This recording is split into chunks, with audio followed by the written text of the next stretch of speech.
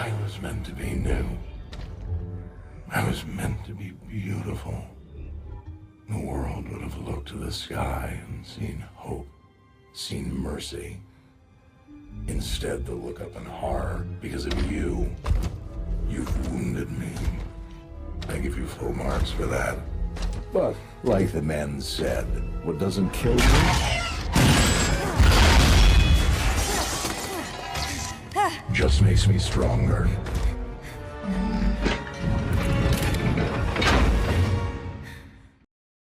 Ultron is good. So why exactly was the public response so negative? I think it comes down to a lot of things. As we know, his kit was leaked ages ago. I'm talking about 6 months ago. And outside of the original discourse, of course, surrounding the fact that he's a strategist and not a duelist, people could see his abilities, they could see his kit, and people were very skeptical about the amount of tools that he had at his disposal. I mean, just look at his abilities. Before you had any idea about what the gameplay would look like, don't you think that this sounds a bit busted? Well, anyways, this was probably back in January, which meant that NetEase had 6 months to test everything, balance things, and obviously plan around the original public response. So when the creators were able to get on the early access, none of his abilities did anything, and I'm being so serious. You could have Ultron's healing drone on you and die to the practice bots. Oh, but don't worry, because he could also give you an overshield that would crack in half if someone was to sneeze on it, but an overshield regardless. But if an enemy was to somehow overpower you with those two things at your disposal, every single fight you had your ultimate ability, and this ultimate ability not only damaged, but it also healed, right? That's huge. That's a lot. That was enough to mildly irritate the enemy team, dare I say, anger them slightly. Yeah, have you ever been in public and slapped a wasp? Very, very similar vibes to that. Other than the fact that a slap could probably kill a wasp if you hit it well. So when creators were seeing all of these things, it led to reactions like this. For those of you that are new to my page, I'm Coach Cuffy. I actually coach this game professionally. I come from an Overwatch background. So I like to do these segments where I create graphs and break things down so you guys can understand them.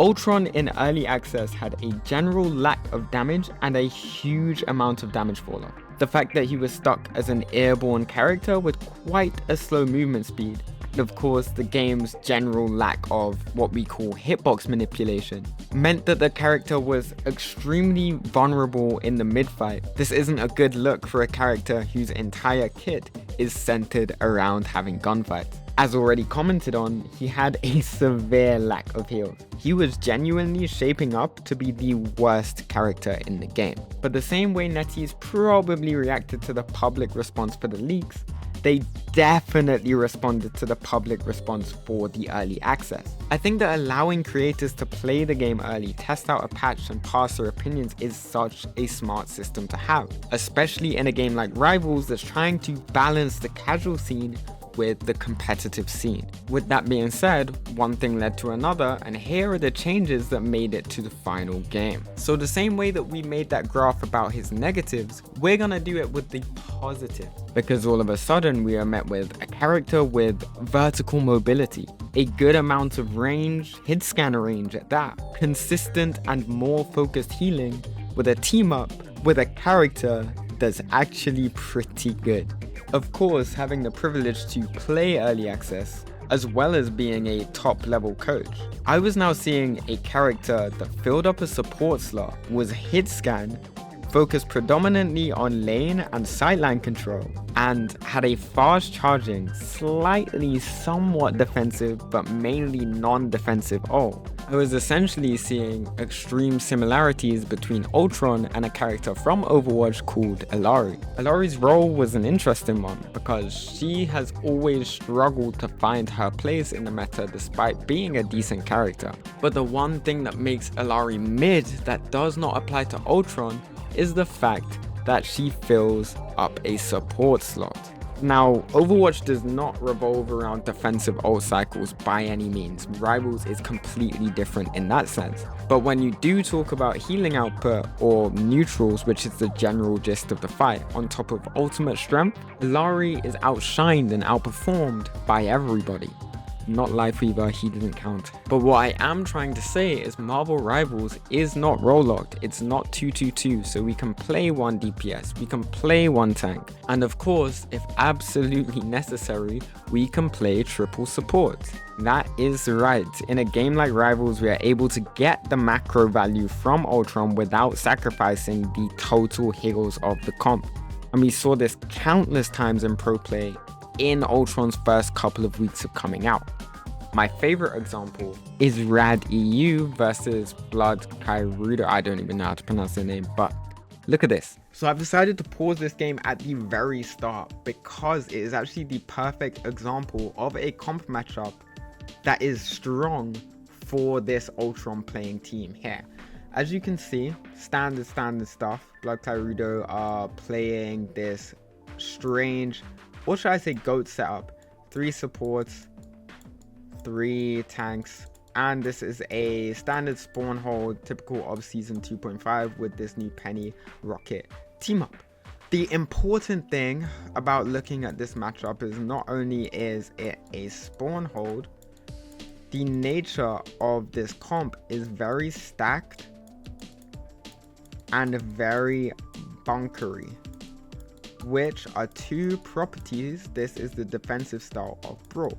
A bunker is a Brawl comp that sits back and applies pressure. They still want to play in that sort of close range ideally. So this Team 1 comp has 3 components: a space holding tank, they have 3 characters that occupy lanes via sightlines, and then 2 characters that occupy lanes through their full body contest, if that makes sense. So if we go back to mapping out the areas of space that both teams look to occupy, we have the Blood team pretty stacked all in this area of space, which is honestly more spread out than most bunker comps would be.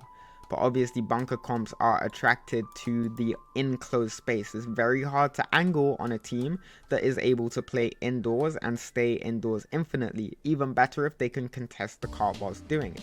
Whereas Team 1 is a team that looks to take multiple angles around this bunker, because if Team 1 takes multiple angles around the bunker, it basically forces the enemy team to point their guns in different directions.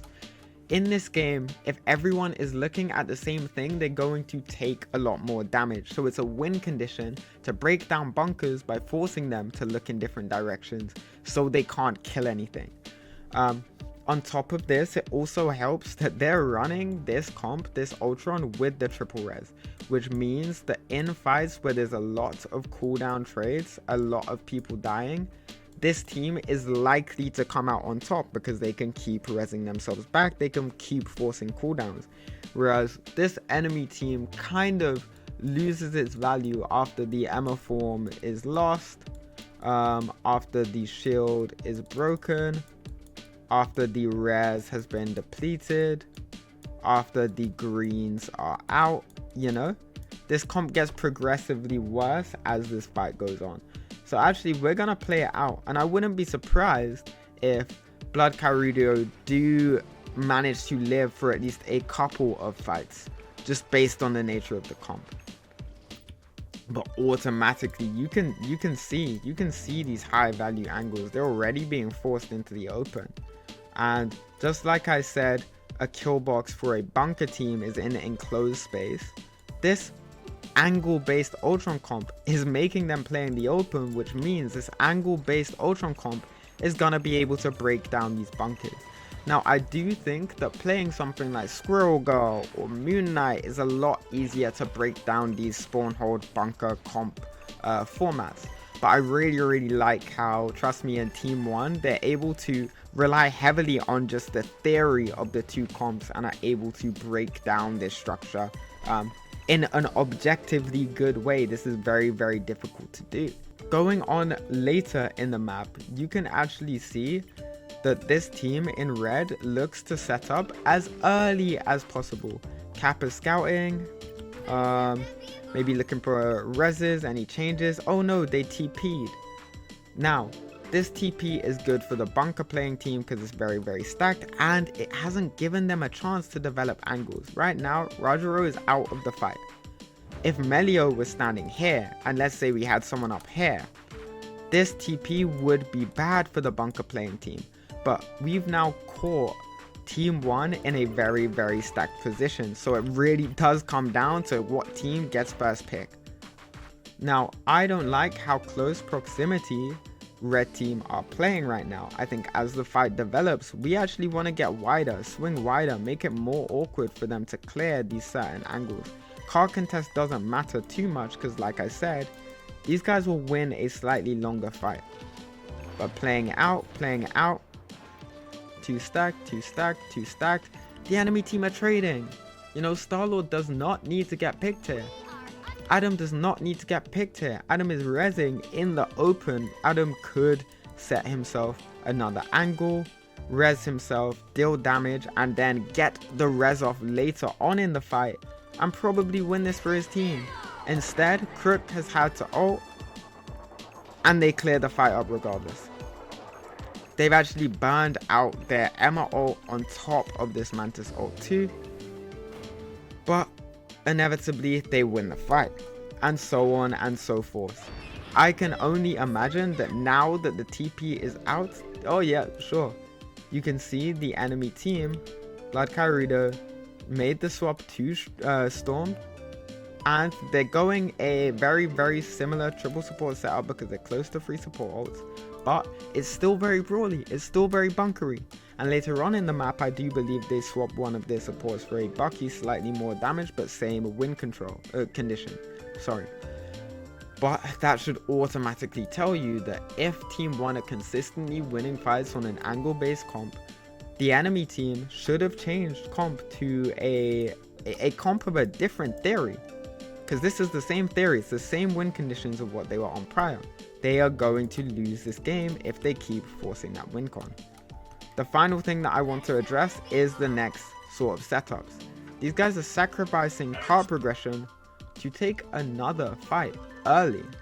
They're dictating, they're forcing this fight, right?